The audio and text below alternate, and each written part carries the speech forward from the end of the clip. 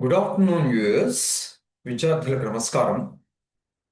ఇవాళ నేను గత సంవత్సరం ఏపీఎస్ఎస్సి క్వశ్చన్ పేపర్ తీసుకుని దాంట్లోంచి కొన్ని ప్రశ్నలకి సమాధానాల్ని గణితం ప్రశ్న పత్రంలోంచి కొన్ని ప్రశ్నలు తీసుకుని సమాధానాల్ని రాబడతాను.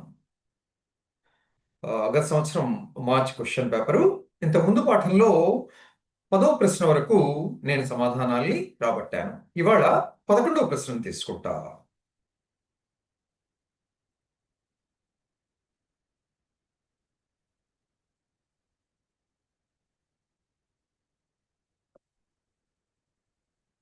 పదకొండు ప్రశ్న దీర్ఘచతురస్రం కాదు, ఇది సంభావ్యత. 11వ ప్రశ్న సంభావ్యత మీద.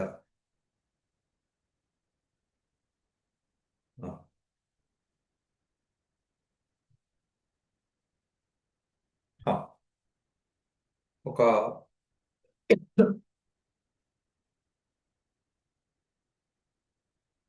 11వ ప్రశ్న. ఒక సంచిలో 5 ఎర్ర బంతులు, 3 నల్ల బంతులు, 2 తెల్ల బంతులు గలవు.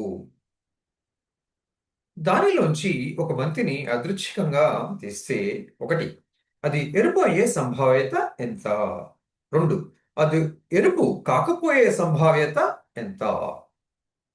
సో ఇక్కడ మనకి ఒక సంచి ఉంది.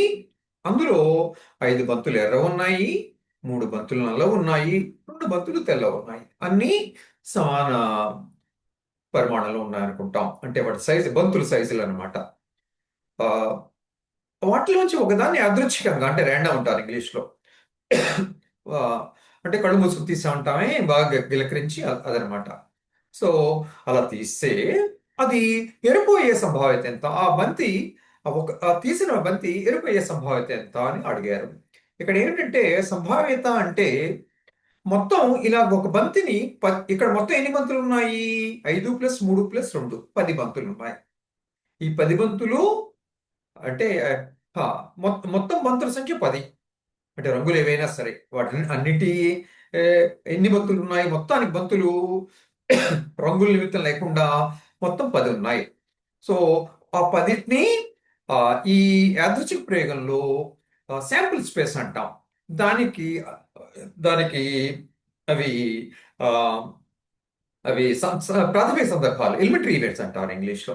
సో ఈ 10 బంతుల్ని 10 విధాలుగా తీయబడతాయని అనుకుంటారు. ఒక్కొక్కటి తీస్తున్నారు కదా, ఈ 10 విధాలుగా తీయబడతాయని అనుకుంటాం. అంటే ఆ తర్వాత అది ఎరుపయ్యే సంభావ్యత ఎంత అంటే, అలా తీసినప్పుడు ఆ తీయబడిన బంతి ఎరుపు కావడానికి ఎంత సంభావ్యత? ఎరుపు బంతులు ఎన్ని ఉన్నాయి? 5 ఉన్నాయి. అంటే ఈ ఈ బంతిని తీయడం అనే యాదృచ్ఛిక ప్రయోగానికి ఇవి ఫేవరబుల్ ఈవెంట్స్ అంటాం. దీన్ని బలపరిచే సందర్భాలు ఏమిటి? 5 అన్నమాట. ఆ విధంగా ఫేవర్ చేసే ఎలిమెంటరీ ఈవెంట్స్ ఏమో 5, మొత్తం శాంపుల్ స్పేస్ లో ఈవెంట్స్ ఏమో 5 + 3 + 2 10. సో ఆ తీయబడిన బంతి ఎరుపయ్యే సంభావ్యత ఫేవరబుల్ ఈవెంట్స్ పై శాంపుల్ స్పేస్ ఈవెంట్స్ అంటే 5/10, అంటే 1/2 అవుతుంది. అది ఎరుపు కాకపోయే సంభావ్యత ఎంత అంటే, ఎరుపు అయ్యే సంభావ్యత 5/10 = 1/2 అని వచ్చింది. కాకపోయేదంటే ఈ ఈ సందర్భం యొక్క అది కాంప్లిమెంట్ అంటారు, పూరకం. సో ఎరుపు కాకపోవడం అంటే ఎరుపు అయ్యే సందర్భానికి పూరకం అనమాట. ఇది ఈ అనే సందర్భం అయితే ఇది ఈ కాంప్లిమెంట్ అనమాట. ఈ కాంప్లిమెంట్ కి సంభావ్యత ఎంత అవుతుందంటే, probability of E complement is equal to probability of is equal to 1 - probability of E. Probability of E R అయింది. సో దీని సంభావ్యత 1 - probability of E, that is equal to 1 - ½ అంటే దీనికి కూడా 6 అవుతుంది అనమాట. ఆ విధంగా ఆ బంతి తీయబడిన బంతి ఎరుపు కాకపోవడానికి సంభావ్యత 6 అవుతుంది. దీన్ని రాద్దాం. సో ఇక్కడ సమాధానం ఏమిటి? సమాధానం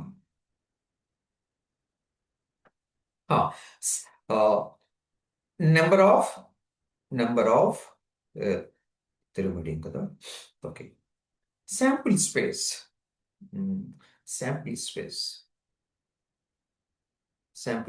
మాదిరి యంత్రాలు అనమాట. శాంపిల్ స్పేస్ లో ప్రాథమిక ఎలిమెంటరీ ఈవెంట్స్ అంటారు. ప్రాథమిక సందర్భాలు సందర్భాలు is equal to I is equal to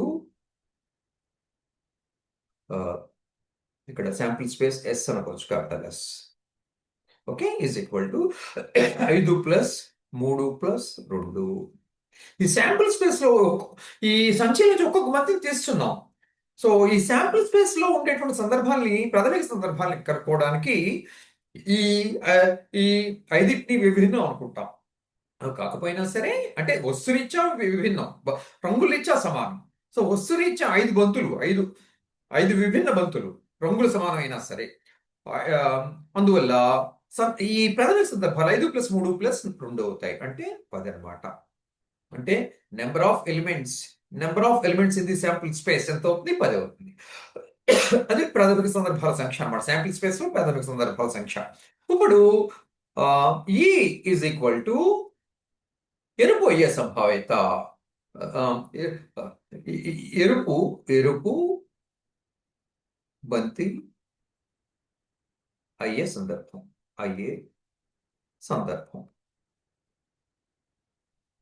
okay, దీన్ని ఎన్ని ప్రాథమిక సందర్భాలు బలపరుస్తాయి? ఈ అనే సందర్భాన్ని ఎరుపు అయ్యే సందర్భం అనుకున్నాం. సో ఈ సందర్భాన్ని ఎన్ని ప్రాథమిక సందర్భాలు బలపరుస్తాయి? ఈ 5 ఎర్రబంతులు అనమాట. అందువల్ల 5 అవుతుంది ఇది. ఓకే, సంచిలో 5 ఎర్రబంతులు ఉన్నాయి కనుక 5 అవుతుంది. సో ఆ విధంగా మనకి కావాల్సింది ఎరుపు అయ్యే సంభావ్యత. ఆ బంతి ఎరుపు అయ్యే సంభావ్యత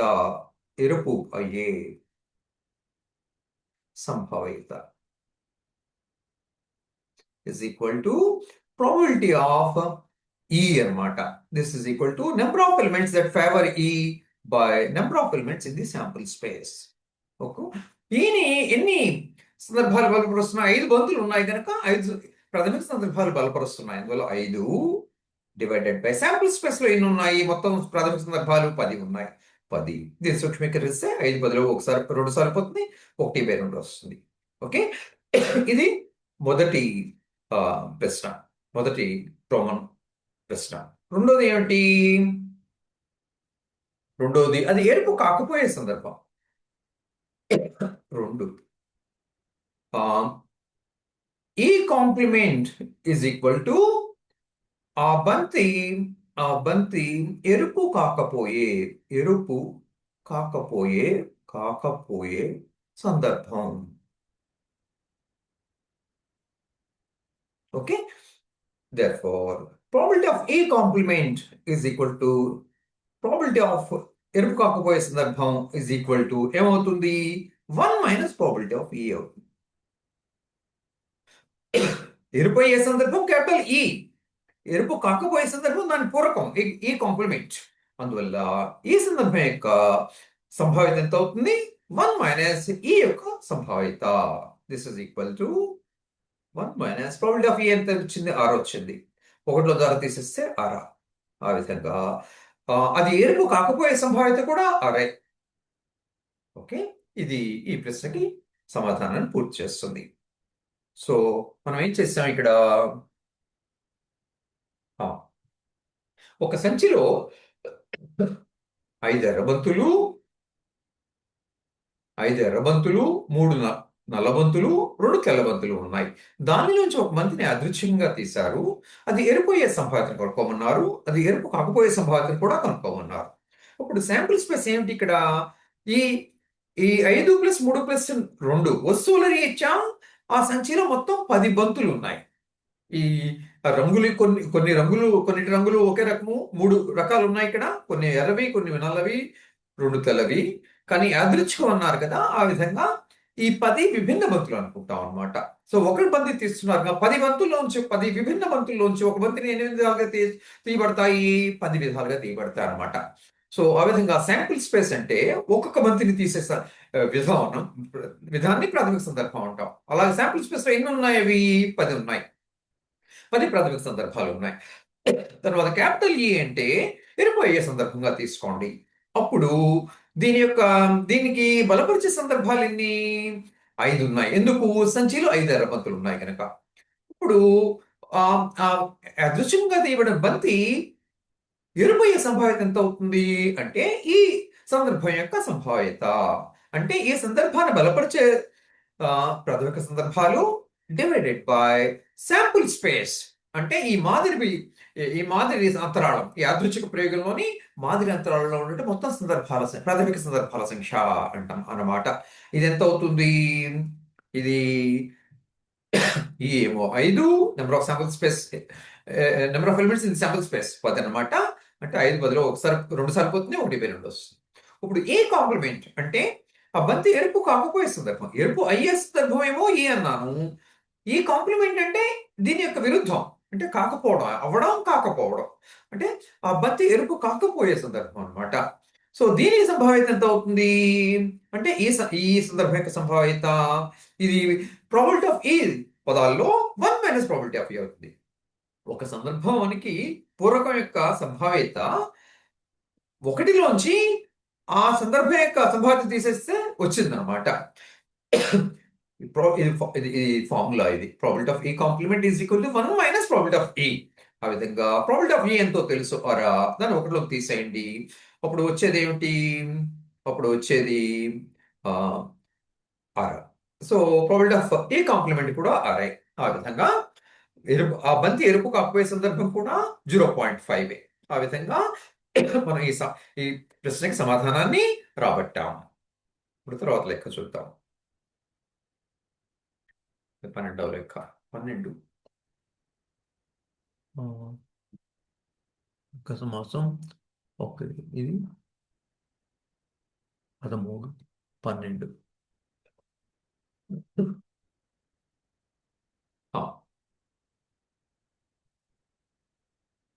ఓకే. 12వ ప్రశ్న. ఒక దీర్ఘచతురస్రం ఏబిసిడిలో AB is equal to 2x - 5, BC is equal to 15, CD is equal to 2, DA is equal to x + 3y అయితే xy విలువలు కనుక్కో. ఇక్కడ మనకి ఏమి ఇచ్చారు? ఒక దీర్ఘచతురస్రం ఇచ్చారు. దీర్ఘచతురస్రం అంటే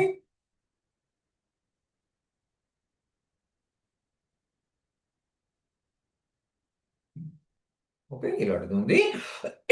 దాని దాని ఇది దీనికి ఏబిసిడి అన్నారు. ఈ దీర్ఘచతురస్రాన్ని ఏబిసిడి అన్నారు. ఓకే, ఏబి ఎంత అన్నారు? 2x - y. బీసీ ఎంత? 15. సిడి ఎంత? 2. డిఏ ఎంత? x + 3y. Okay, so A B C D అనేది ఒక దీర్ఘచతురస్రం. దీర్ఘచతురస్రం అంటే ఏమిటి? ఎదురెదురు భుజాలేమో సమాంతరంగా ఉంటాయి. అంతేకాకుండా ఈ 4 కోణాలు ఏమవుతాయి? లంబ కోణాలు అవుతాయి. అటువంటి సమాంతర చతుర్భుజాన్ని దీర్ఘచతురస్రం అంటాం. ఎదురు భుజాలు సమాంతరంగా ఉంటాయి. అంతేకాకుండా ఈ 4 కోణాలు సమకోణాలు, లంబ కోణాలు అవుతాయి. అటువంటి సమాంతర చతుర్భుజాన్ని దీర్ఘచతురస్రం అంటాం. అంటే ఎదురు భుజాలు సమానం అన్నమాట. రెండు భిన్నంగా కూడా ఉండొచ్చు. ఏడి ఇదేమో వెడల్పు అంటాం, ఇది పొడవు అంటాం. రెండు భిన్నం అయితే దాన్ని దీర్ఘచతురస్రం అంటాం అనమాట. ఎదురు భుజాలు సమానం. ఓకే, అంతేకాకుండా ఈ కోణం లంబకోణం కావాలి. ఓకే, ఈ కోణాలు 4 లంబకోణాలు కావాలి. అప్పుడు దాన్ని దీర్ఘచతురస్రం అంటాం. ఓకే, ఇప్పుడు ఇప్పుడు ఈ దీర్ఘచతురస్రం కనుక ఈ ఎదురెదురు భుజాలు పొడవులు సమానం అవుతాయి. ఆ విధంగా 2x - y = 2 వస్తుంది, x + 3y = 15 వస్తుంది. ఆ విధంగా xyలలో ప్రథమఘాత సమీకరణాలు 2 వస్తాయి. సైమల్టేనియస్ ఈక్వేషన్స్ అంటాం. వాటిని రెండింటిని సాధిస్తే xy విలువలు వస్తాయి అన్నమాట. సో మనకి అదే రాద్దాం. ఏమని? ఆ హ దీర్ఘచతురస్రంలో దీర్ఘచతురస్రం ఏబిసిడిలో AB is equal to CD. ఎదురు భుజాలు. ఓకే, ఎదురెదురు భుజాలు ఇవి ఒక జత ఎదురెదురు భుజాలు ఏబిసిడి. అందువల్ల సమానం అవుతాయి. సమానం అంటే ఏమిటి? ఏబి అంటే ఏమిటి? 2x - y అని ఇచ్చారు. 2x - y = సిడి అంటే 2. ఇది ఒక సమీకరణం వచ్చింది. ఏబి అంటే 2x - y, సిడి అంటే 2 అని ఇచ్చారు. ఈ విధంగా xyలలో xyల ఘాతాలు ఏమిటి? 1, 1 ప్రథమ ఘాత సమీకరణం వచ్చింది. అలాగే ఏడి ఈక్వల్ బీసీ అవుతుంది ఎదురు భుజాలు కనుక. అప్పుడు x ప్లస్ 3y కూడా 15 వస్తుంది. అలాగే అలాగే అలాగే AD AD is equal to CB. Okay, అలాగే అంటే ఇవి కూడా ఎదురు భుజాలు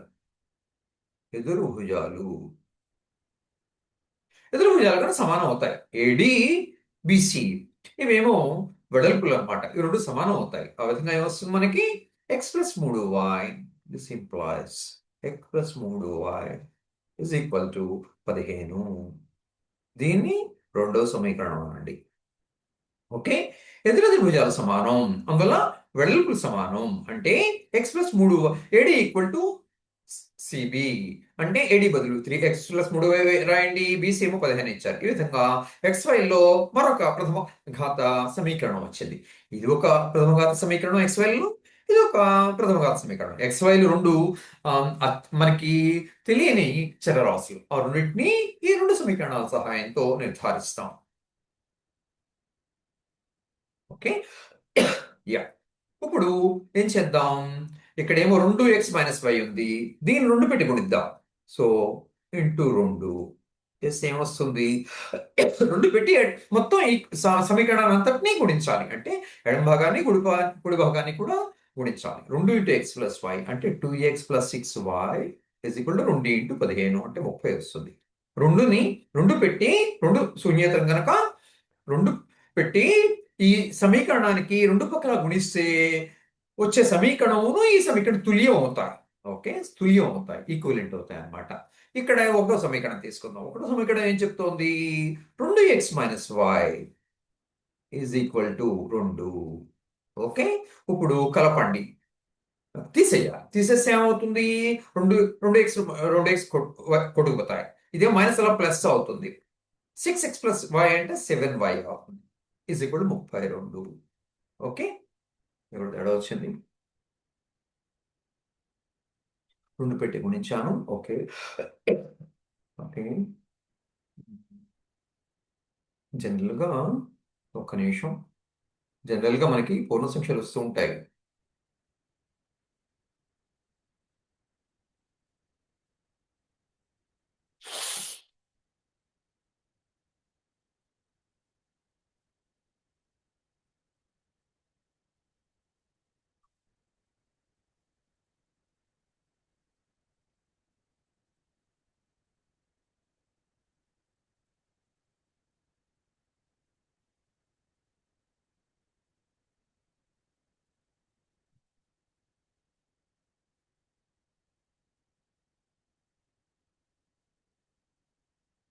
రెండు x plus 6y DA is x plus 3y. ఇక్కడ తప్పు చేస్తాం.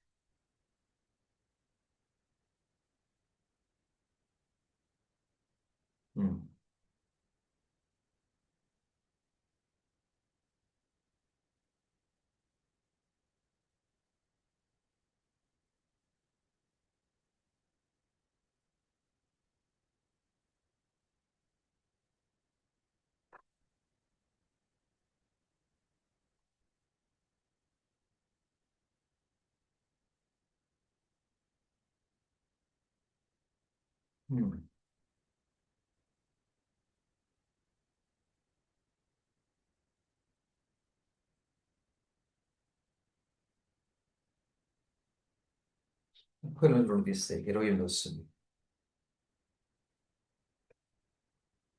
ఇది చేసిన తప్పు. ఇదేమిటి? ఇదేమో మైనస్ అవుతుంది, ఇది 28. Sorry. Okay, 28. Sorry. Okay, no problem.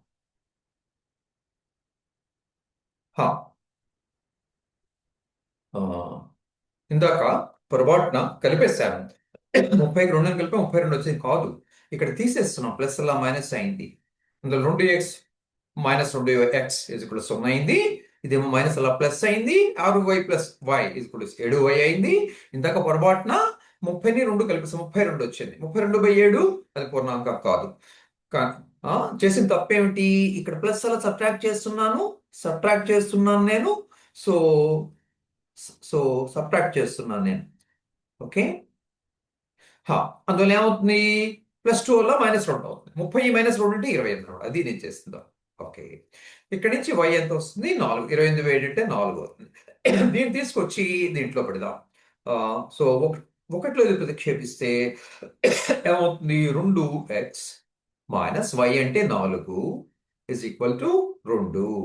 This implies 2x is equal to -4 ఎవరికి తెస్తే 6. Okay. This implies x is equal to 3. Okay.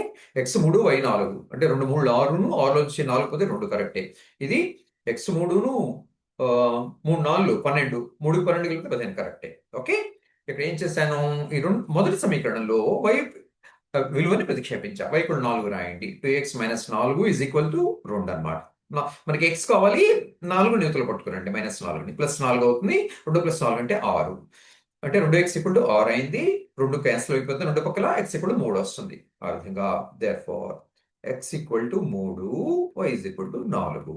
ఇవన్నమాట మనకి ఇచ్చిన సమీకరణాలకి సాధనాలు. ఓకే. సో, ఇక్కడ ఏం చేశాను నేను? మరి ఒక దీర్ఘచతురస్రం ఇచ్చారు. దీర్ఘచతురస్రంలో మనకి ఏమేమిటి ధర్మాలు ఉన్నాయి? ఎదురెదురు భుజాలు సమానం. దీర్ఘచతురస్రం ఒక సమాంతర చతుర్భుజం అవుతుంది. అంటే ఎదురెదురు భుజాలు సమానం అవుతాయి పొడవుల్లో. అంటే 2x - y = 2 వస్తుంది. అది ఒక xyలో అది ఒక సమీకరణం. అలాగే x + 3y = 15 వస్తుంది. అది ఇంకొక సమీకరణం. ఈ రెండిటిని మనం సాధిస్తాం. xy విలువల గురించి. సాధించడం అంటే xy విలువలు కనుక్కోవడం అన్నమాట. అదే ఏం చేశాను నేను? ఇక్కడ 2x ఉంది. ఇక్కడ x ఉంది. అందువల్ల దీన్ని 2 పెట్టి గుణించి మొత్తం అంతటిని 2 పెట్టి గుణించి దాంట్లోంచి దీన్ని తీసేశాను. తీసేస్తే అప్పుడు x పదాలు కొట్టుకుపోతాయి. y పదాలు y పదాలు yలో ఒక సమీకరణం వచ్చింది. దాని నుంచి y కనుక్కున్నాను. అప్పుడు వచ్చిన y విలువని ఈ రెండిట్లో దేంట్లోనైనా ప్రతిక్షేపించొచ్చు. దీంట్లో ప్రతిక్షేపించి x విలువను కనుక్కున్నాను. ఇక్కడ నేను x పదాలను లొప్పింపచేశా. మీరు y పదాలను కూడా లొప్పింపచేయొచ్చు. దీన్ని 3 పెట్టి గుణించి ఒకటో దాన్ని దీన్ని కలిపితే అప్పుడు y పదాలు లోపిస్తాయి. 6x + x 7x అని వస్తుంది. ఇక్కడ కుడి పక్కేమో తదనుగుణంగా సంఖ్య వస్తుంది. అప్పుడు x కనుక్కోవచ్చు. x కనుక్కున్నాక x ని ప్రతిక్షేపిస్తే y వస్తుంది. అలాగైనా చేయొచ్చు. ఓకే. సో, ఈ విధంగా మనం xy విలువల్ని రాబట్టాం.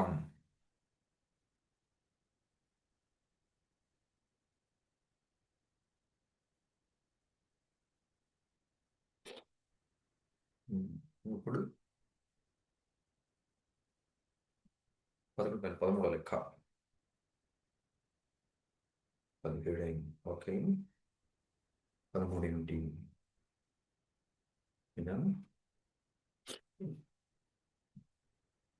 14 బహుపది.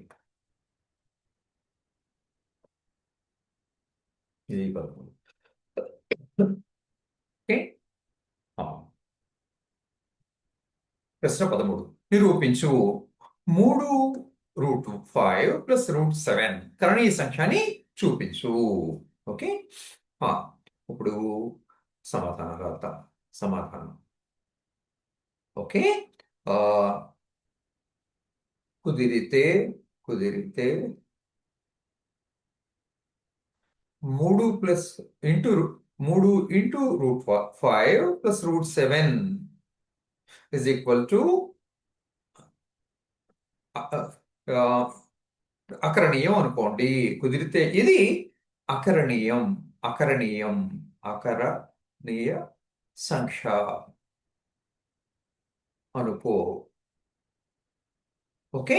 అప్పుడు therefore 3√5 + √7 is equal to p/q where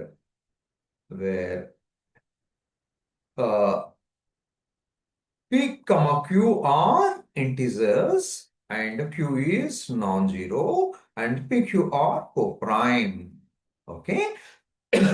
ఇక్కడ ఇది అకరణీయం అనుకుంటున్నాను. మనం కరణీయం అని చూపించాలి. అకరణీయం అనుకుందాము. ఎక్కడైనా విరుద్ధానికి మనం చేరితే అప్పుడు అది అకరణీయం కాకుండా పోతుంది. అప్పుడు కరణీయం అవుతుంది. ఆ విధంగా అకరణీయం అనుకుని మొదలు పెడదాం. దీన్ని ప్రూఫ్ బై నెగేషన్ అంటే విరుద్ధంతో మనం నకారంతో మొదలు పెడతాము. నిరూపించడానికి ప్రయత్నిస్తాం అన్నమాట. ఓకే. 3√5 ప్లస్ √7 అక్కడ ఏమనుకున్నాం గనక ఇది p/q రూపంలో ఉంటుంది. ఇక్కడ pqలు ఏమిటి? పూర్ణాంకాలు. q ఏమో హారంలో ఉంది కనుక శూన్యేతరం. అంతేకాకుండా pqలు సహ సహ ప్రధానం అంటాం. కోప్రైమ్ అంటే వాటి గాసాభా ఒకటి అనమాట. ఓకే, అది ఇప్పుడు ఇక్కడ నుంచి రెండు పక్కల వర్గం చేస్తాం. వర్గీకరిస్తే మనకేమొస్తుంది? ఇక్కడ నుంచి స్క్వేర్ ఆఫ్ దిస్ ఈ స్క్వేర్ ఆఫ్ దిస్ అనమాట. దీని వర్గం దీని వర్గానికి సమానం. అప్పుడు ఏమొస్తుంది? a plus B whole square కనుక 3² into 5 plus √7 wholes a square అంటే 3√5 whole square is 3² into √5 whole square is 5 plus √7 whole square is 7 plus 2ab 2 into 3√5 into √7 is equal to p square by q square. Okay, వర్గీకరిస్తున్నాను అంటే రెండు పక్కల వర్గీకరించాలి. ఏం చేసే ఏ ధర్మాన్ని ఏ ప్రమేయాన్ని apply చేసినా రెండు పక్కల చేయాలన్నమాట. ఆ విధంగా దీని యొక్క వర్గం దీని వర్గానికి సమానం. a plus B whole square is a square plus B square plus 2ab 2 into 3√5 into √7 is equal to p/q whole square అంటే p square by q square అనమాట.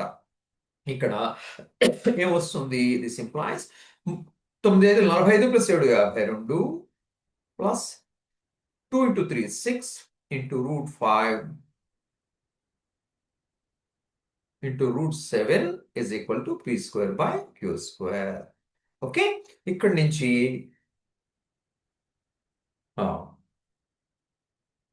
ఏమొస్తుంది?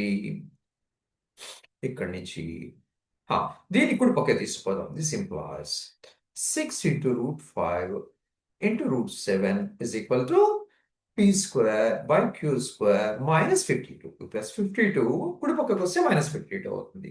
ఇక్కడ నుంచి ఇక్కడ q స్క్వేర్ కాసాగు, ఇక్కడ 52/1 అనమాట. సో q స్క్వేర్ కాసాగు అవుతుంది. So p square వస్తుంది ఇక్కడ మైనస్ 52 ఇంటూ 52/1 1 q స్క్వేర్ సరిపోతుంది. q స్క్వేర్ అంటే 52 అంటే 52 q స్క్వేర్ వస్తుంది. ఓకే, తర్వాత ఈ r ని కుడి పక్క తీసుకొస్తే హారంలోకి వస్తుంది. This implies √5 into √7 is equal to p square minus 52 q square by 6 into q square. Okay, 6 హారంలోకి వస్తుంది, ఇక్కడ లవంలో ఉంది కనుక. ఇప్పుడు p ఒక పూర్ణాంకం, q ఒక పూర్ణాంకం, అందువల్ల ఇది ఒక పూర్ణాంకం అవుతుంది లవం. అలాగే q పూర్ణాంకం, q స్క్వేర్ కూడా పూర్ణాంకం అవుతుంది. 6 పూర్ణాంకం, లబ్ధం కూడా పూర్ణాంకం అవుతుంది. ఇది శూన్యేతరం. సో సో సో ఇదంతా ఒక కరణీయ సంఖ్య అవుతుంది. దీన్ని ఏమనుకోవచ్చు మనం? దీన్ని capital p by capital q అని అనుకోవచ్చు. This is equal to capital p by capital q అనుకో. అంతేకాకుండా క్యాపిటల్ p క్యాపిటల్ q గాసాభా ఒకటే అనుకోవచ్చు, అది కూడా అనుకోవచ్చు. వీటిలో ఏమైనా ఉమ్మడి గుణకాలు ఉంటే, కారణాంకాలు ఉంటే వాటిని క్యాన్సిల్ చేసేయచ్చు. అందువల్ల pq యొక్క గాసాభా ఒకటి అనుకోవచ్చు అనమాట. అంటే ఇవి సహ ప్రధాన సంఖ్యలు అనమాట. ఓకే, సో ఆ విధంగా ఇది వచ్చింది. ఇప్పుడు మళ్ళీ క్రాస్ మల్టిప్లికేషన్ చేద్దాం. ఇక్కడ క్యాపిటల్ p క్యాపిటల్ q తీసుకుంటాం, క్రాస్ మల్టిప్లికేషన్ చేద్దాం. So this is equal to capital q into √5 into √7 is equal to capital p. Okay, capital q హారంలో ఉంది, లవంలోకి వస్తుంది. ఇప్పుడు వర్గీకరిద్దాం. వర్గీకరిస్తే ఏమొస్తుంది? Capital q square is into √5 whole square is 5 into √7 whole square 7 is equal to p square. Okay, ఇరుపక్కల వర్గీకరించాను. q స్క్వేర్ వస్తుంది, √5 హోల్ స్క్వేర్ అంటే 5, √7 హోల్ స్క్వేర్ అంటే 7. ఓకే, స్క్వేర్ రూట్ ని క్యాన్సిల్ చేస్తుంది. అప్పుడు p is equal to p square అవుతుంది. ఇప్పుడు ఈ 5p స్క్వేర్ ని భాగిస్తుంది అన్నమాట. This implies 5 divides p square. This implies 5 divides p అన్నమాట. ఓకే, 5 p కి ఒక కారణాంకం అవుతుంది. ఓకే, సో మనం ఏం రాసుకోవచ్చు? p ని ఏమని రాయొచ్చు? therefore p is equal to some 5 into some t అన్నమాట అని రాయొచ్చు. ఓకే, క్యాపిటల్ p ఏమైంది? 5 చేత భాగింపబడుతుంది నిశ్శేషంగా అనమాట. అంటే అర్థం capital p 5 into some t.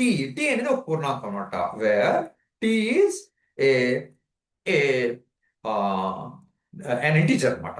అది ఒక పూర్ణాంకం. ఓకే. ఇప్పుడు ఆ, ఇక్కడ పీస్ ఇందులో రాద్దాం. ఇక్కడ నుంచి ఏమొస్తుంది? 5. ఓకే. ఇది తీసుకొచ్చి ఇక్కడ ప్రతిక్షేపిద్దాం. దీనికి ఒక నెంబర్ ఇద్దాం. 2 2 3 2 అందాం. ఓకే. సో 2 ఏమవుతుంది? therefore 2 ప్లస్ పి కూడా 5 ఇందులో ప్రతిక్షేపిద్దాం. ఏమవుతుంది? Q square into 5 into 7 P బదులు 5t రాస్తే 5t హోల్ స్క్వేర్ వస్తుంది. ఇక్కడ అంటే 25 ఇంటూ టీ స్క్వేర్. ఇక్కడ నుంచి ఏమొస్తుంది? దిస్ ఇంప్లాయిస్ ఈ 25లో 5 సార్లు అవుతుంది. ఇక్కడి నుంచి ఏమొస్తుంది? Q square into 7 is equal to 5t square కదా. 5 20లో పోయింది 5 సార్లు ఇదనమాట. దీనికి అర్థం ఏమిటి? Q square into 7 equal 5t square. ఇప్పుడు ఈ 5 7 ఒక ప్రధాన సంఖ్య, 5 ఒక ప్రధాన సంఖ్య. సో 5 7ని భాగించలేదు. అందువల్ల 5 క్యూ స్క్వేర్ భాగిస్తుంది. This implies 5 divides Q square. This implies 5 divides Q. Okay. ఇక్కడ 5 7 సహప్రధానం. అవి రెండు ప్రధాన సంఖ్యలే. వాటి యొక్క అసహా ఒకటి అవుతుంది. ఉమ్మడి కారణాంకం ఏం ఉండదు, ఒకటి తప్పించి. అందుచేత 5 డివైడ్స్ క్యూ స్క్వేర్ అని వస్తుంది. అప్పుడు వస్తే 5 క్యూ స్క్వేర్ ఒక కారణాంకం అవుతుంది అనమాట. 5 డివైడ్స్ క్యూ స్క్వేర్ అనమాట. అప్పుడు 5 క్యూని కూడా భాగించాలి. ఆ విధంగా 5 పిని భాగిస్తుంది, 5 క్యూని భాగిస్తుంది. అంటే 5 పి క్యూల యొక్క గాసాభాని భాగిస్తుంది. కానీ ఈ పి క్యూల యొక్క గాసాభా ఎంత? ఇక్కడ క్యాపిటల్ కే, ఇక్కడ క్యాపిటల్ క్యూ రాయాలి. I'm sorry, capital Q. This is capital Q. Okay. Okay. ఇక్కడ సో దీనికి ఒక నెంబర్, ఇది 3 అనండి. సో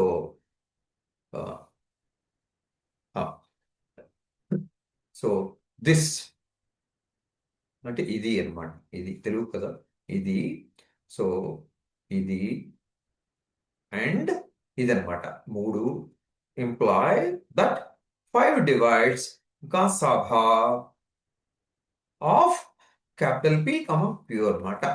5 ఏమో పిని భాగిస్తుంది, 5 ఏమో క్యూని భాగిస్తుంది. అందువల్ల ఈ ప్రవచనం రెండు కలిపితే మనకు వచ్చేది ఏమిటి? 5 అనేది పిక్యూ యొక్క ఘాసాభాన్ని భాగిస్తుంది. కానీ పిక్యూ యొక్క ఘాసాభా ఎంత? 1. ఇది 4 అనండి. కానీ కానీ ఓకే. ఇదేమిటి? ఇది ఆ, ఇది ఇది 4కి విరుద్ధం. 4కి విరుద్ధం. కాంట్రడిక్షన్ అంటారు ఇంగ్లీష్లో. ఓకే. గాసాభా ఒకటేను క్యాపిటల్ క్యూలకి. ఓకే. అందువల్ల అందువల్ల ఇది విరుద్ధం అవుతుంది. 5 అనేది గాసాభాని భాగిస్తుందంటే 5 గాసాభా ఒకటేను, గాసాభా ఒకటే. ఓకే. విరుద్ధం ఎందుకు? ఎందుకంటే సిన్స్ గాసాభా గాసాభా of capital P capital Q is equal to 1 అన్నమాట. దీనికి విరుద్ధం. ఇది ఎందుకు జరిగింది? ఇదంతాను మనం మనము ఒక తప్పుడు సంకల్పంతో మొదలు పెట్టాం, బయలుదేరాం. ఆ తప్పుడు సంకల్పం ఏమిటి? కుదిరితే. అదనమాట తప్పుడు సంకల్పం. ఈ సంకల్పం తప్పు అనమాట. ఇది సంకల్పం.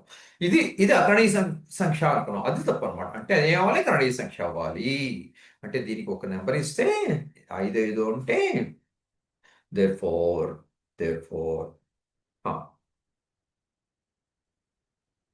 ఓకే. 5 దేర్ ఫోర్ 5 అసంభవం. 5 అసంభవం అంటే పి బై క్యూ అంటే 2 అంటే 3√5 ప్లస్ √7 కదా. Therefore 3√5 plus √7 is equal to కరణీయ సంఖ్య. ఓకే. మనం 5 ఏం చెప్తోంది? ఇది కరణీయం. ఆ సంకల్పం 5 ఒక సంకల్పం. ఏమిటా సంకల్పం? ఈ 3√5 ప్లస్ √7 అకరణీయం అనుకున్నాం. అది 5. అది అసంభవం. అది తప్పు అనమాట. అంటే ఇది సంభవం అనమాట. అంటే అకరణీయ అసంభవం అంటే కరణీయ సంభవం. ఆ విధంగా 3√5 ప్లస్ √7 కరణీయం అవుతుంది.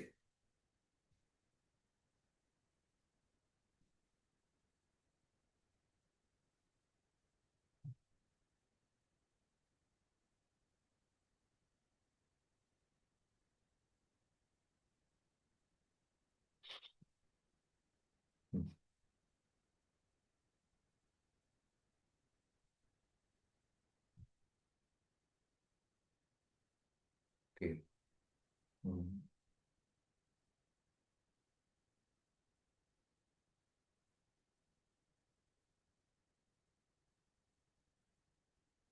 ఉమ్.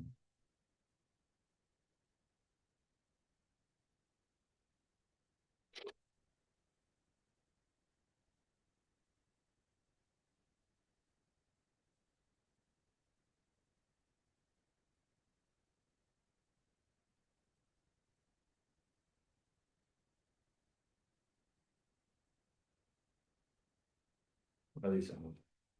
ఓకే.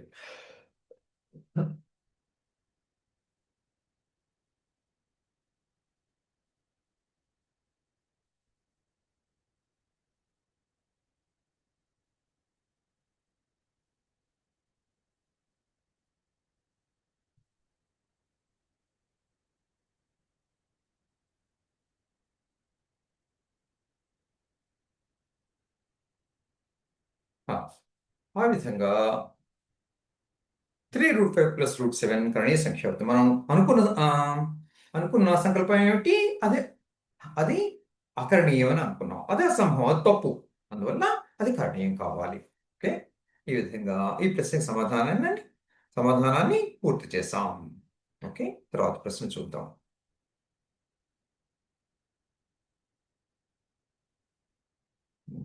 ఇదా ఇది.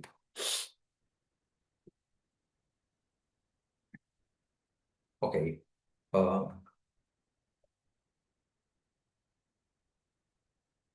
వర్గ బహుపది P X is equal X square plus X plus X minus 12కు గ్రాఫ్ గీయి. దాని నుంచి ఆ బహుపదికి శూన్యాలని కనుక్కో. వర్గ బహుపది X square plus X minus 12కు గ్రాఫ్ గీయి. దాని నుంచి ఆ బహుపదికి శూన్యాలను కనుక్కో. అంటే ఇది ఏమిటి సమాధానం? అంటే గ్రాఫ్ గీసే ముందర కొంత ఏంటి బేస్ క్రియేట్ చేయాలి. అదేమిటి? హా, ఇక్కడ ఈ ఇచ్చిన బహుపది తీసుకోండి. P X is equal to X square plus X minus 12. దీన్ని వర్గీకరించాలి. ఈ ఏ దీన్ని A square plus B square plus 2ab పోలుస్తాం అనమాట. ఏ స్క్వేర్ ప్లస్ 2ab పోలుస్తాం. ఇది పూర్తి వర్గాన్ని చేస్తాం. A square plus B square plus 2ab చేస్తాం. ఓకే. సో ఆ విధంగా ఇది X square plus 2 into X అంటే అర్థం హాఫ్ ఇంటూ ఎక్స్ అనమాట. Okay. 2ab rather. Okay. So దీన్ని ఏం రాయొచ్చు? 2 into half into X, 2 into X into half అనమాట. రైట్. ఏ స్క్వేర్ అంటే ఎక్స్ స్క్వేర్ అయింది. ఎక్స్ అనే ప్లస్ 2ab టర్మ్ లో ఎక్స్ ఫస్ట్ డిగ్రీ టర్మ్ కదా, ఇది మొదటి ఘాత పదం. అందువల్ల ఇది 2ab లో ఉంటుంది. 2 ఇంటూ ఎక్స్ ఇంటూ బి ఏమో ఒక సంఖ్య అయితే గనక అప్పుడు ఏమొస్తుంది? వీటి యొక్క లబ్ధం ఇక్కడ అర తీసుకుంటే 2 ఇంటూ అర 1 అవుతుంది. ఇక్కడ 1 అవ్వాలి. ఎక్స్ యొక్క గుణకం 1 కనుక ఆ విధంగా ఎక్స్ ఇలా రాయొచ్చు. 2ab ఏ అవుతుంది, ఇదేమో ఏ అవుతుంది, ఇదేమో బి అవుతుంది, ఇదేమో ఏ అవుతుంది అనమాట. సో బి స్క్వేర్ ని మనం సప్లై చేద్దాం. ఇక్కడ ఏ స్క్వేర్ ఉంది ప్లస్ 2ab ఉంది, బి స్క్వేర్ ని సప్లై చేస్తాం. ఇది మైనస్ 12 ఉంది ఆల్రెడీ. దీన్ని అదనంగా కలిపాము, తీసేసేయాలి. లేకపోతే విలువ మారిపోతుంది. విలువ మారనివ్వకూడదు. ఓకే. మనకి ఇచ్చిన వర్గ బహుపది ఏమిటి? X square plus X minus 12. దీన్ని పూర్తిగా వర్గీకరిస్తాం అనమాట. అంటే ఈ రెండు టర్మ్స్ ఏ ప్లస్ బి హోల్ స్క్వేర్ నుంచి వస్తాయి. అంటే X square plus 2ab 2 into X into half నుంచి వచ్చాయి. ఈ మిగతా బి స్క్వేర్ పదం లేదు ఇక్కడ, అది సప్లై చేస్తాం. అంటే హాఫ్ హోల్ స్క్వేర్ సప్లై చేస్తాం. అంటే ప్లస్ హాఫ్ స్క్వేర్ దీన్ని కలిపి హాఫ్ స్క్వేర్ కలిపి దాన్ని తీసేసేయాలి. ఆల్రెడీ మైనస్ 12 ఉంది, లేకపోతే విలువ మారిపోతుంది. ఈ జాగ్రత్త తీసుకోవాలి. ఇక్కడ హాఫ్ స్క్వేర్ కలిపాం కనుక తీసేసేయాలి. అప్పుడు ఇదేమవుతుంది? దీన్ని ఏం రాయొచ్చు? దీని అంతటిని ఎక్స్ ప్లస్ ఏ ప్లస్ బి హోల్ స్క్వేర్ అంటే x plus half whole square అనమాట. తర్వాత దీన్ని సింప్లిఫై చేయొచ్చు. మైనస్ కామన్ తీస్తే 12 ప్లస్ 1/4. ఓకే. మైనస్ కామన్ తీస్తే 12 ప్లస్ 1/4. 4 మైనస్ 14 48 ప్లస్ 1 అంటే 49/4 అనమాట. ఓకే. మైనస్ కామన్ తీస్తే 12 ప్లస్ 1/4 అవుతుంది. 4 మైనస్ ఏమో 12 48 ప్లస్ 1 అంటే 49/4. ఓకే.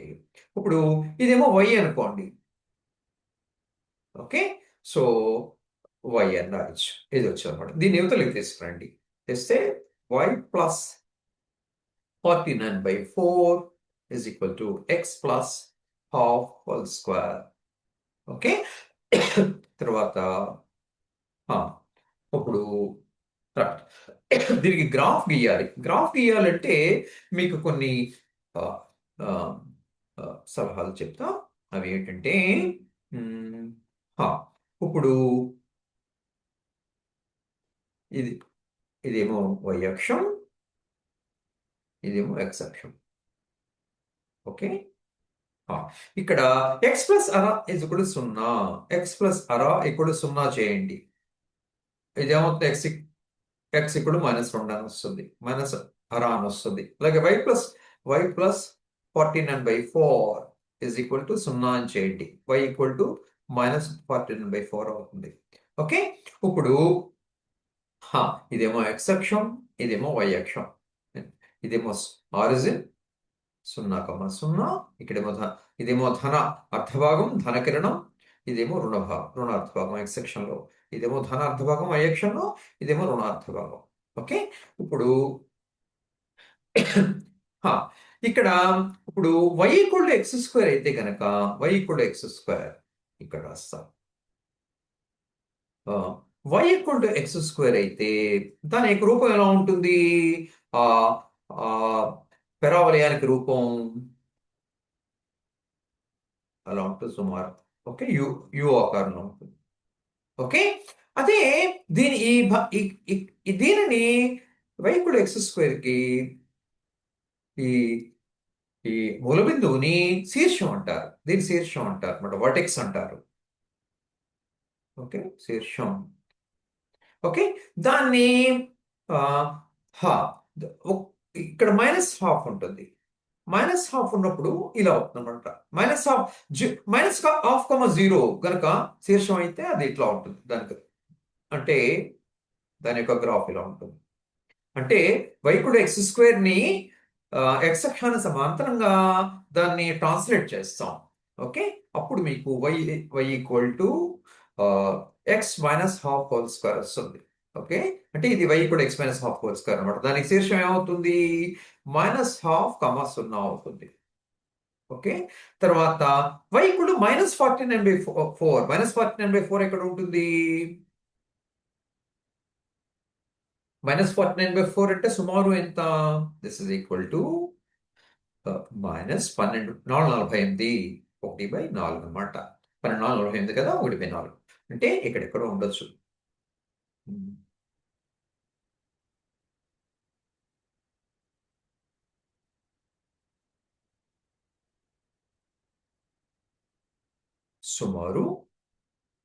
సుమారు ఇక్కడ ఉంటుంది అనుకుందాం.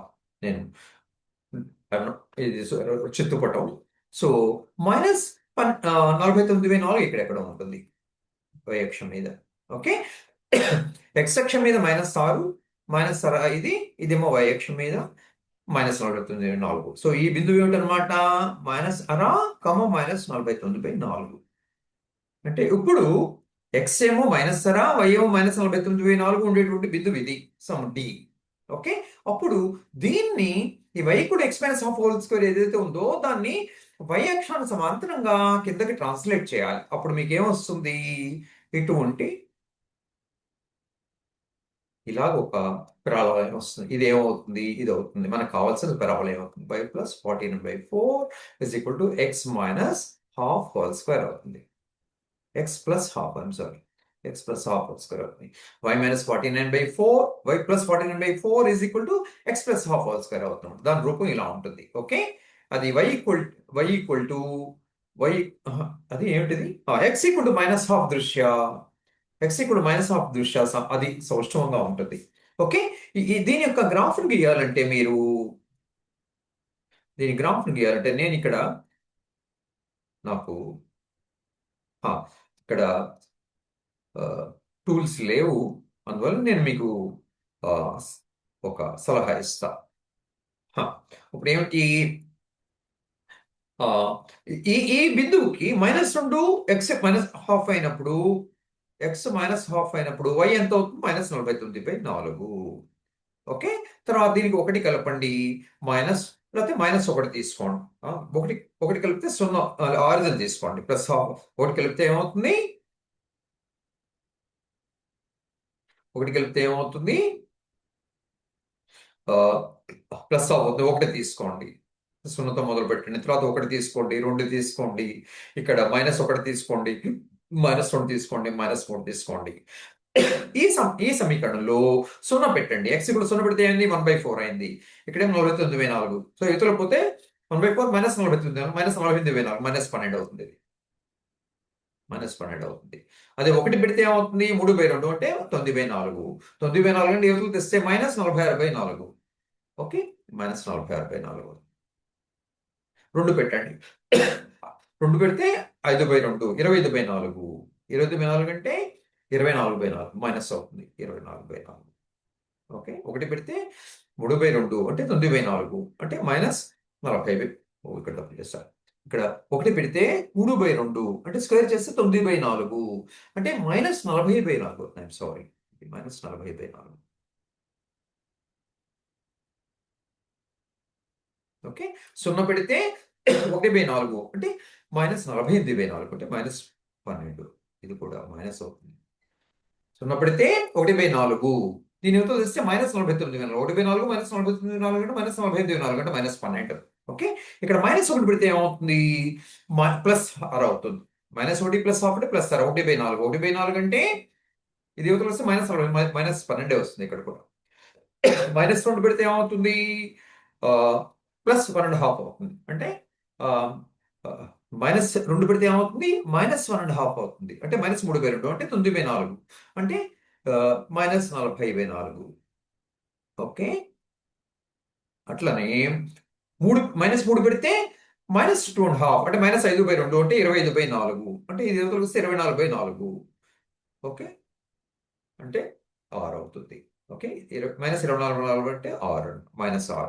ఓకే, ఇప్పుడు ఈ బిందువులని మీరు ఈ XY నిరూపక అక్షాల మీద స్కేల్‌ని చక్కగా తీసుకొని ఈ బిందువులని వీటికి పేర్లు పెట్టండి. ఇదేమో డి అన్నాను, ఇదేమో డి అన్నాను. ఏ, బి, సి, ఈ, ఎఫ్, జి. రైట్? ఈ బిందువు అంటే ఏ అనే బిందువు 0, -12. డి అనే బిందువు -12, -49/4. బి అనే బిందువు 1, -40/4. ఇక్కడ సి అనే బిందువు 2, -6. అట్లాగా ఈ 7 బిందువుల్ని ఈ XY తలంలో మీరు మీరు ప్లాట్ చేయాలి, గుర్తించాలి. అలా గుర్తించాక అంటే సుమారుగా ఎక్కడెక్కడ వస్తాయి? 0 ఇక్కడ ఒకటి వస్తుంది, ఇక్కడ ఒకటి వస్తుంది, ఇక్కడ ఒకటి వస్తుంది అనమాట. ఓకే, ఇక్కడ ఏమిటి? ఏబిసిలు అవుతాయి, ఏబిసిలు అవుతాయి. అలాగే ఇక్కడ కూడా మీకు 3 బిందువులు వస్తాయి. ఓకే, అంటే ఇవి ఈ ఎఫ్జీలు అవుతాయి, ఈ ఎఫ్జీలు అవుతాయి. ఓకే, అలా ఇలా వచ్చాక దీన్ని పొడిగించండి. ఈ 7 బిందువులు వచ్చాక దీన్ని నున్నని వక్రంతో పెన్సిల్ సహాయంతో కలపాలి. ఈ 7 బిందువుల్ని కలిపాక దాన్ని పొడిగించాలి. దాన్ని పొడిగిస్తే ఈ వక్రాన్ని పొడిగించాలి. అలాగే ఇటుపక్క కూడా పొడిగించాలి. పొడిగిస్తే ఎక్స్ అక్షాన్ని ఎక్కడైతే కలుసుకుంటాయో అంటే ఈ బిందువు ఒకటి, ఈ బిందువు ఒకటి, ఎక్స్ అక్షాన్ని ఈ ఈ నున్నని వక్రం ఎక్కడైతే కలుస్తుందో ఆ 2 బిందువులు మనకి శూన్యాలను ఇస్తాయి. ఓకే, దీని ఎక్స్ కోఆర్డినేట్ సమ్ x1 అనుకోండి, దీని y కోఆర్డినేట్, దీని ఎక్స్ కోఆర్డినేట్ కూడా x2, 0 అనమాట. ఓకే, ఎక్స్ అక్షం మీద y నిరూపకాలు సున్నలు అవుతాయి. ఈ 2 బిందువులు పేర్లు పెట్టండి. ఈఎఫ్జి హెచ్ఐఎల్ పేరు పెట్టండి. ఓకే, హెచ్ఐఎల్ పేరు పెట్టండి. దీనికి హెచ్ఐఎల్ పేరు పెట్టాక వీటి యొక్క ఎక్స్ నిరూపకాలు తీసుకోండి. x1, x2 మీకు కావాల్సినవి అవన్నమాట. కావాల్సిన శూన్యాలు ఏమిటి? x1, x2 అనమాట. దేర్ఫోర్ కావలసిన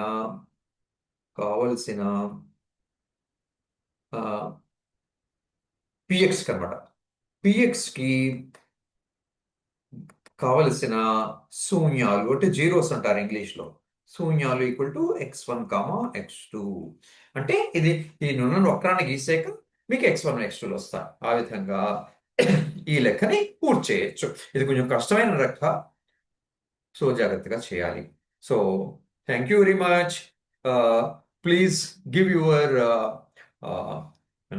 valuable suggestions to me. And please like, share, and subscribe. Thank you very much. God bless you all.